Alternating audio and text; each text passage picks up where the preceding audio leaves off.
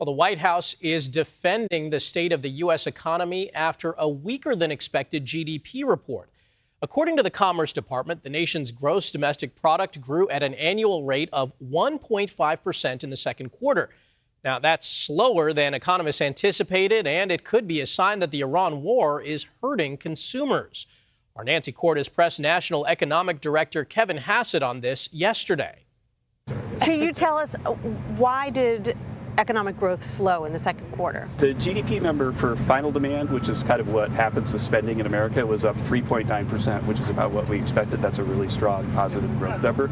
The reason that the final GDP number was lower was that there's been a massive amount of capital spending that's imported capital goods. And so there was a big decline relative to the 4% because of imports of capital goods. But the imports of capital goods are a very positive sign for the outlook going forward, because those capital goods are machines that are going to turn on, factories that are going to light up, and jobs that are going to be created.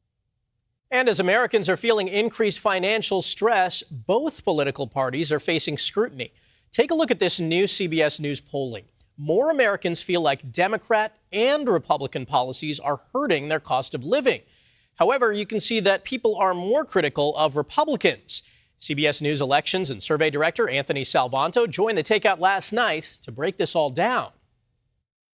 I have repeatedly shown that people keep telling us they don't think their incomes are keeping up with inflation. So do they see an answer from either party? Obviously, a critical question as we head into the midterms, right?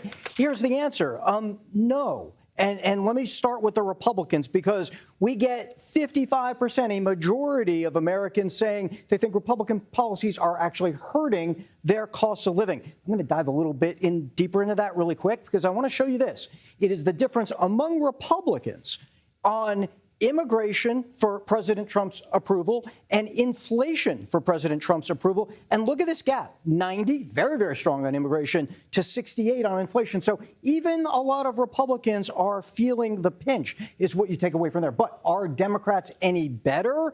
That answer, well, no, because they're still underwater. They're under 50% on the help number. Do their policies help your cost of living? And they're actually net negative. A little more say they hurt. Now, the Democrats might say, well, they're better than Republicans and voting is about its choice. That is true. But in this environment where neither party has a huge edge or over 50, I ask the question, do we watch this as the most important or one of the most important dynamics heading into the midterms? I think it is. And for more on this, let's turn to CBS News White House reporter Aaron Navarro, live in our D.C. bureau. Aaron, good morning. So we just heard it in that poll. A lot of Americans think President Trump isn't focused enough on the economy. How's he addressing those concerns? Yeah, Michael, I'll note that the poll from earlier this week showed 78% of respondents said he's not focused enough on lowering prices, which with over 60% saying he's focusing too much on tariffs. His economic advisors in recent days have pointed to a couple things regarding the economy. They point to the importing of manufacturers and the building of factories, as the president always touts investments that are being made in companies in the U.S. or companies coming from other countries to the U.S. They have pointed to the latest inflation report from June showing that that number is decreasing, though that could be on an increase when that July report comes, since the war has essentially restarted between the U.S. and Iran. And they have an overall distrust of what the polls show.